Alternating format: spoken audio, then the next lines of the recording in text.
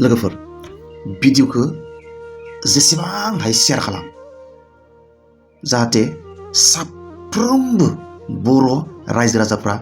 बे भिडिअखौ सासेबो नुवाब्लासिनो थाया। अके, जों दिनै सावरायगोन बिजेपि राजखान्थि हान्जाया बिटिआर एबा बिटिसिआव सासनाव फैयोब्ला मा मा खहा जागोन बर'फोरनि आरो बे बिटिआर ओनसोलनि गासै मोन 15 पइन्ट्स आङो बुंगोन आरो बिनि बादैबो नोंथांमोननि माइनाव जुदि गुबुन गुबुन बिराद गोहोम खोलैनो हानाय जुदि लस दंबावोबा कमेन्ट बक्सआव लिरनो दाबाव। आङो आंनि गोसोआव फैनाय एकदम मेजर मोन 15 खहा बे भिडिअनि गेजेरजों नोंथांमोननो फोरमायनो नागिरदों। साफ्रोमबो बर' रायजोफ्रा बे मोन 15 खहाफोरखौ गोसोआव लाखिखा। आरो मोनसे खोथा गिबियाव बुंनो लाखिनो नागिरदों, भिडिअखौ नायजोबा हसियानो it's a democratic country, we have secular right, we have political right होननानै जाहाथे कमेन्ट होआ दे। सासे सानै कनस्टिटिउसन सोदोबखौ मिथिग्रा मानसिफ्रा बुंनो नागिरो आरोखि बै जोङो कनस्टिटिउसनेल राइट, पलिटिकेल राइट होननाय बाथ्राफ्रानो सेक्युलार होननायफ्रानो जोंनि गेजेराव खिन्थु गावस्रानायबो लाबोदों जे जोङो कनस्टिटिउसनखौ दाय होफ्लानानै जोंनो कनस्टिटिउसनानो राइट होदों, जोङो जिखौनो बेखौनो गोसोबानो खालामनो हायो होननानै जायफ्रा साननानै लायो बिथांमोनानो एक्सुवेलि मा गावस्रानाय लाबोयो आरोखि। कनस्टिटिउसनखौ दाय होयो नालाय जोंनि जेबो दाय गैया, कनस्टिटिउसनानो जोंनो राइट होखादों, जों बेखौ मावनो मोनखायो, गोसोबानो पार्टि दानो हायो, गोसोबानो जानला मानला पार्टियाव जइन जानो हायो। ओरैबायदि जि जोंनि बुजिनाय बै बुजिनाया जोंनि गेजेराव एखेबारे गावस्रानाय लाबोदों आरोखि। अके, पइन्टआव थांसै टु दा पइन्ट, एसे गुसुं बानायनो जुजिगोन। नाम्बार 1 पइन्ट, बिजेपिया जुदि बिटिआरआव सासन खालामोब्ला एबा पावाराव फैयोब्ला एक नम्बर जाहोना जाबाय, नाम्बार 1 जाहोना जाबाय बिटिसिखौ एबा बर'फोरखौ स्टेट गभर्नमेन्ट आरो सेन्ट्रेल गभर्नमेन्टआ डाइरेक्टलि सासन खालामगोन। दा सोर सासन खालामो? दा रिजनेल पार्टिया पावाराव थानायाव बर'फोरखौ सासन खालामो। नाथाय बिजेपि फैयोबा बे बिटिआर ओनसोलखौ रायजो सरकार एबा भारत सरकारासो डाइरेक्टलि एबा थोंजोङै सालायगोन। 1 नम्बर जाहोन। 2 नम्बर जाहोन आं लिरनानै लाखाजोबदों। 2 नम्बर जाहोन। 2 नम्बर जाहोना जाबाय 6 सिडिउल जोंनि जि एडमिनिस्ट्रेसन बे जिनिसा भायलेट जागोन। थारमाने मा कनस्टिटिउसनावनो दोङो माने 6 सिडिउल एरियानि मानसिफ्रा गावसोरनो सासन खालामनांगौ। मानोना बै मानसिफ्रा मेन्टेलि फाइनान्सियेलि एसेबां साउन्ड नङा, बेनिखायनो गावसोरनो सासन खालामनांगौ होननानै बुंनाय दोङो। 2 नम्बर खोथायाव बे जिनिसा भायलेट जागोन। जों गावखौनो गाव सासन खालामनो मोननाय नङा। बे 1 नाम्बार पइन्ट। साननो हागौ बिजेपिया पावाराव फैयोब्लाबो बर'फ्रानो सिब जागोन ना, बर'फ्रानो डिपुटि सिब जागोन ना, मानो गावखौनो गाव सासन खालामनो मोना जानो? मोना साननाय बायदि। दिनैनो एलायन्स सरकार जानायावनो दिनैनि सिबा आंनि मोनदांनायाव जानो हागौ गावनि गोसो बायदि मावनो हाया बियो। गावनि बर'नि थै दोङोब्लाबो माखौबा बर'नि बिराद मावनो गोसोब्लाबो बियो मावनो हाया। मानो? एलायन्स सरकार। आरो जुदि थारला बिजेपि जाखायोब्ला दा जिखिनि मावनो हादों बेखौबो मावनो हानाय नङा, गेरान्टि। बे 2 नाम्बार पइन्टमोन। लेट आस काम टु द नाम्बार 3 पइन्ट। नाम्बार 3 पइन्टआ जाबाय मा? 35 years of struggle of Bodo' people। 35 बोसोर बर'फोरनि जि थै-थां सोमावसारनाय, बे सोमावसारनाया ओरैनो दैयाव थांगोन। थारमाने रावबो मोनजानाय नङा। बेबायदि बांसिन गुबुन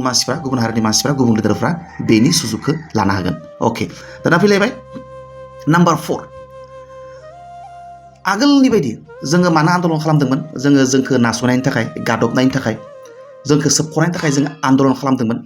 एखे जिनिसफ्रा बिजेपि सरकारा पावाराव फैयोबा जाफिनगोन। जोंखौ सोबख'फिनगोन, नासयफिनगोन, गादबफिनगोन आरो फिन जोङो आगोलनि बायदि थै-थां आन्दलन खालामनांगोन। जाय आन्दलना जोंनि लाइमोनफोरनि सोलोंथाइ बिथिं, जोंनि बर' मानसिफोरनि रांखान्थि बिथिंखौ नोरजिया खालामो। थारमाने बे जाबाय मोनसे पइन्टमोन। Next point, number 5। atrocities of our Bodo people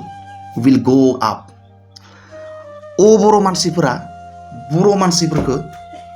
अयथासार खालामनाया बांगोन। बर' सृष्टि सोमजिफिनगोन। मानो? दिनैनि बिजेपिनि लिडारफ्रा बेखौनो बुंबाय थायो, माने सेथि सारिनि नागरिक नोगोरारि, नैथि सारिनि नोगोरारि होननानै भाखनफ्राव होलायबाय थादों। जों गावनो मिथिया जों बेसेबां सारिनि नागरिक। जों माब्लाबाबो डिभिजन खालामफेराखै। बिटिआरआव जों फार्स्ट नागरिक, जायखिजाया खामानिफ्रा जोंनिया जाग्रोनांगोन होनना जों मालाबाबो सानफेराखै। बेयाव जोङो सानदोंबा जोङो बयबो समान थानांगौ होननानै सानदों। खिन्थु दिनै गिदिर माने पलिटिकेल नेताफ्रा फैनानै सोरबा फार्स्ट श्रेणिनि नागरिक सोरबा माने द्वितीय श्रेणिनि नागरिक होननानै जोंनि गेजेराव बिभाजन खालामफैदों बेयाव बर' अबर' सोमजिफिनगोन आरो बर'फ्रा बर'फोरखौ अत्याचार खालामनाया आगोलनि बायदि बांफिनगोन नेक्स्ट पइन्ट नेक्स्ट पइन्टआ माने number 6 point national party BJP कंग्रेसफोर बायदि पार्टिया नेशनेल पार्टी बे नेशनेल पार्टीफोरनि मटसफ्रा थांखि एन्ड भिजनफ्रा नेशनेल जायो बे ओनसोलनि फिसा फिसा समस्याफोरखौ लानानै बे नेशनेल पार्टीफ्रा दाजानाय नङा नाथाय जोंनि रिजनेल एबा ओनसोलारि पार्टीफ्रा बे फिसा फिसा क्षुद्र क्षुद्र जाति जनजाति आरो समस्याफोरखौ लानानैनो दाजानाय फिसा हारि मोनसेनि समस्याखौ लानानैनो दाजानाय खिन्थु बिराद नेशनेल गिदिर मोनसे पार्टी नेशनेल पार्टी बियो फिसा माबा मोनसे हारि माबा खनायाव थानाय मोनसे फिसा हारिखौ लानानै दाजानाय पार्टी बेफोर नङा अके नेक्स्ट पइन्ट बिराद इम्पर्टेन्ट मोनसे पइन्ट दा बिराद स्किम बानायदों बिटिआरआबो बानाय आसामाबो बानाय भारतआबो बानाय जेरैबायदि निजुत माइना आसनि अरुणोदय आसनि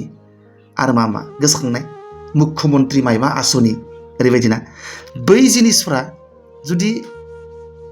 बिटिआरआव बिजेपिआ पावाराव खालामोब्ला बै आसनिफोरनि मुङा सोरबा माने बर' नङि मानसिफोरनि गिदिर गिदिर मुङाव थागोन अरुणोदयाबो असमिया सोदोब बर'आनो बानायनाबा बे आसनिखौ बर' जागौमोन निजुत माइना आसनि जायखिजाया आसनिफोरखौ नाय आं गोसोआव जि फैबाय बेखौ बुंबाय असमिया आसनिफोरनि मुङा बे जोंनि माबा मोनसे गिदिर अनुष्ठान गायसनोब्लाबो बिटिआरआव बेयो असमियानि मुं जागोन बा मायबा माने लासित बरफुकननि नामाव जागोन बा मायबा बिराद गिदिर गिदिर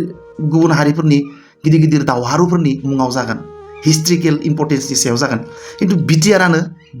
बिटिआरखौ बर' मानसिफ्रानो खुङोबा बेयाव जानाय गासैबो स्किमफ्रा बर'नि मुङाव बर'नि हिस्ट्रिजों सोमोन्दो थानाय बे ओनसोलनि हिस्ट्रिजों सोमोन्दो थानाय जागोन जेरैबायदि गियाननि सोरां बिथांखि आलारि सोरां बिथांखि बेबायदि बैसोमुथि 2.0 1.0 बै आसनिफोरनि मुङा बर' थागोन मालाबा बिराद गिदिर अडिट'रियाम गायसनबाय होमब्ला मा थागोन मुंख्लं सुजित नार्जारि अडिट'रियाम हल ओरैबायदि दा बै जिनिसफ्रा माखासे जिनिसफ्रा स्किमफ्रा बर'नि मुं जानाय नङा बा बे जोंनि ओनसोलनि हिस्ट्रिकेल इम्पर्टेन्सजों रिलेटेड थानाय जानाय नङा आरोखि बे मोनसे बिराद गिदिर जोंनि खहा ओंखायनो बे बिराद गिदिर मोनसे खहा नेक्स्ट पइन्ट नाम्बार 8 आन्दलननि मुङाव बर'फोरखौ सोबख'नायनि मुङाव माने गादबनायनि मुङाव गुबुन हारिया जोङो बिराद नारा-नाथा दावहा नांनानै आन्दलन खालामनानै 5000निबो बांसिन मानसिफ्रा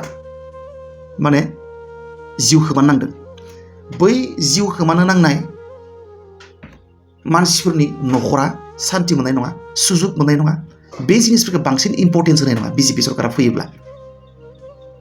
खामानिफोरखौ दिनै जोंनि मानसिफ्रानो मोनो मबे गामियाव मार्टियार्स दं मबे गामियाव मा दं बे जिनिसखौ बर'फोरासो नागिरना मोनो बर' गामियावसो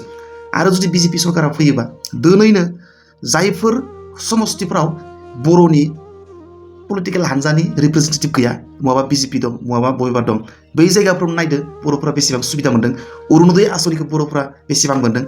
लिस्ट बानायनायाव अरुणोदय आसनि लिस्टखौ सोर बानायो बिजेपि लिडारफ्रा बानायगोन दिनै एलायन्स जानायावनो जायखिजाया समस्तियावनो माने इउपिपिएलआ बानायगोन बिपिएफ थानायबा बिपिएफआ बानायगोन खावसे आरो खावसेखौ बिजेपिआ बानायो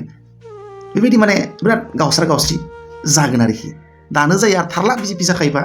माने आरो बांसिन जागोन आरो बे जिनिसा बेबायदि नेक्स्ट पइन्टआ जाबाय बिजनेसमेन कन्ट्रेक्टर बायदि बायदि जोंनि मानसिफ्रा बांसिन सुबिदा मोननाय नङा जायखिजाया बिथिङाव बे मानसिफ्रा बिजनेस खालामनो कन्ट्रेक्टर जानो थाखाय बा कन्ट्रेक्टनि खामानि मावनो थाखाय दा जेसेबां सुबिदा मोनदों बर'फ्रा सासे सानै दोहोनि जादों गथ' गथायफोरखौ गोजौ सोलोंथाइ होनो हादों मोजां सोलोंथायारि फसंथानफ्राव होनो हादों बे जिनिसफ्रा जानाय नङा खम जागोन सुबिदा मोननाय नङा बर'फ्रा बेमोन दा नांसै जोङो नेक्स्ट पइन्ट 10 नाम्बार पइन्ट 10 नाम्बाराव दङ जोंनि हप्स आरो एसपिरेसनफोरा मोनसेबो आबुं जानाय नङा जोङो आन्दलन खालामागौ माने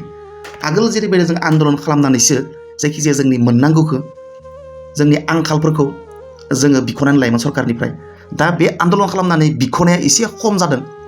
खिन्थु बिजेपिआ बिटिआरआव पावाराव फैफिनोब्ला फिन जोङो जोंनि सोलोंथाइनि आंखाल जानाय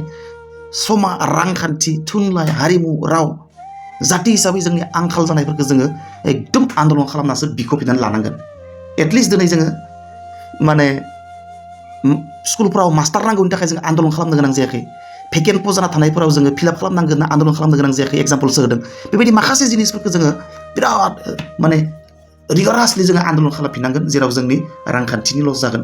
समनि लस जागोन जिउनि लस जागोन बुहुत बिथिङावनो लस जागोन आरोखि नोंथांमोना सानना मोनखायो आन्दलन खालामनो मोननाय मानसि जिसे जोंनि जब कटाफ्रा गैयाबो जानो हागौ जों दा जेरैबायदि बिटिआर ओनसोलाव जबनि कटा जोङो एन्जय खालामनो मोनो जायनि थाखाय जोङो दिनै जुदि जबनि थाखाय आनजाद जायोबा जोंल' कम्पिटिसन जायो बाहेरनि मानसिफ्रा फैनानै बेयाव कम्पिटिसन खालामनो मोना आरो बेयाव जों कम्पिटिसन खालामनो गोनां जानायखाय जोंनि मानसिफ्रानो गोबां साख्रि मोनलाङो जायखिजाया एग्जामफोर जायोबा कम्पिटिटिभ आनजादफोर जायोबा माबाफोर इन्टारभिउसफोर जायोबा जोंनि मानसिफोरजोंनो जों कम्पिटिसन खालामनो गोनां जायो जोंनि मानसिफोरजों कम्पिटिसन खालामनो गोनां जानायाव जोंनि मानसिफ्रानो सुबिदा मोनो बाहेरनि मानसिफोरजोंथ' जों कम्पिटिसन खालामखानो हाया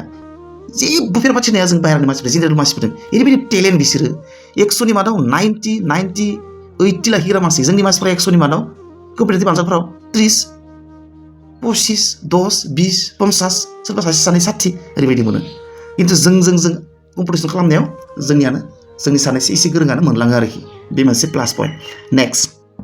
12 नाम्बार बेखौ एसे बुंनाय जाखाबाय गामि लेभेलाव स्किम राननो थांनायफोराव बे स्किमफोरनि लिस्टआव माने बर' मानसिफोरनि लिस्टफोरा खम जागोन आरो लिस्टफोराव बर' मानसिफोरनि मुंफोरा खम जागोन 13 नाम्बार सानैसो मानसिफ्रा जोंनिया माखासे अनुस्थानफोर सालायनानै दङ जेरैबायदि पाथर कुवारि माबा गिदिर हटेल माबा माबि बेबायदि सालायनानै दंना बर' मानसिफ्रानो दा बेयो बर' मानसिफ्रा माने EMC जानायखायसो बबेबा हाजो खंखराव पाथर कुवारि सालायनायफ्रा सोलिगासिनो दङ बर' मानसिफ्रानो पाथर कुवारिनि अनार दैदेनगिरि आरो बै पाथर कुवारिफोरनि दैदेनगिरि जाबाय थानानै जि दा मुलाम्फा जादों बर' मानसिफ्रानो बे सुबिदाया खिन्थु थानाय नङा BJP पावाराव फैयोबा नेक्स्ट BTC सेक्रेटारियेटआव दा जिस्नि बर' मानसिफ्रा खामानि मावनानै दङ बे बायदि थासारिया लासै लासै जोबलांगोन मालाबा मोनसे मोननै पस्ट ओंखारो 4 ग्रेडनि 3 ग्रेडनि बेखौ बर' मानसिफ्रानो मोनो खेबसेयावनो बुरजा ओंखारोबाथ' अपेनलि कम्पिटिसन जायो खिन्थु मालाबा मोनसे मोननै 4 ग्रेडनि साख्रि ओंखारबायलायनो अब्लाना थारमाने बर' मानसिफ्रानो मोनो मानो होनबा बेयाव सिबा बर'आनो बेयाव माने माखासे माने